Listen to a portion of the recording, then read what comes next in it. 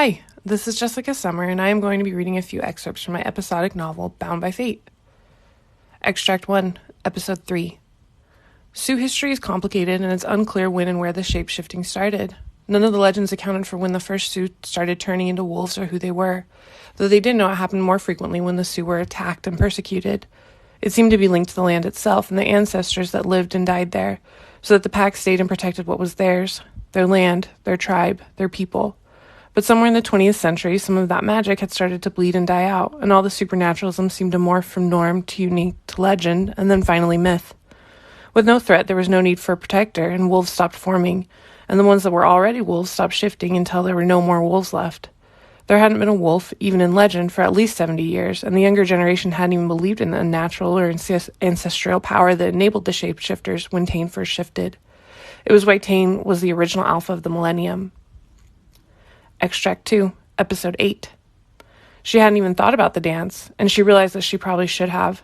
Macy had spent their entire lunch hour talking about what she wanted her dress to look like. Celeste hadn't been to a school dance since junior high.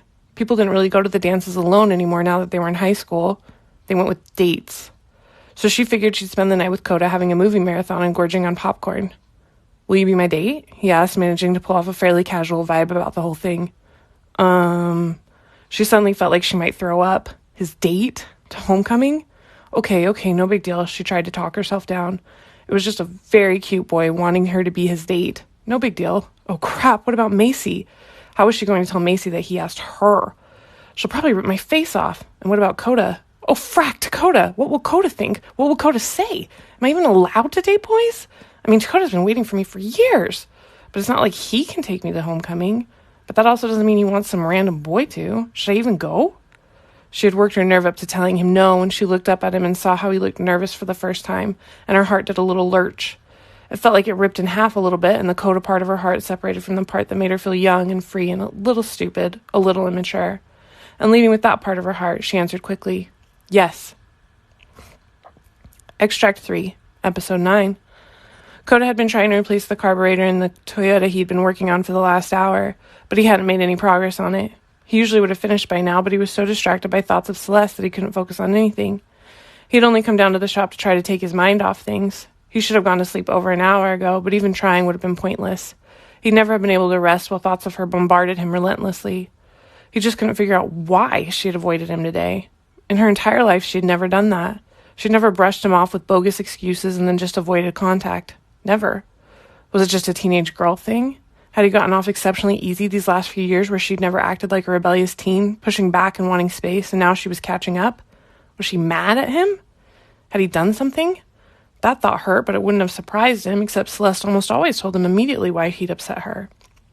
Just like the other day with her period. He still felt bad that he'd embarrassed her like that. He was so used to her knowing and even expecting the strange qualities about him that he'd forgotten she didn't already know that all wolves could smell such distinctive scents.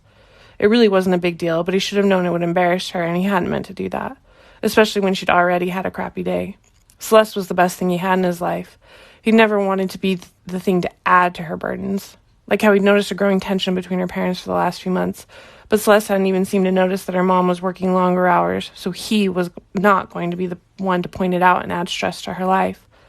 His job was to do the exact opposite. His biggest, most important responsibility had always been her, since the day he'd met her as the world's teeniest toddler in the cutest little cotton dress with a blue pattern and her diaper hanging out. Taking care of her, protecting her, helping her, those were all his jobs. But mostly, more than anything else, to make her happy. It wasn't even a want for him. It felt more like a necessity, like breathing. Her happiness was what his soul seemed to feed off of. He figured he could survive off it alone much longer than food or water.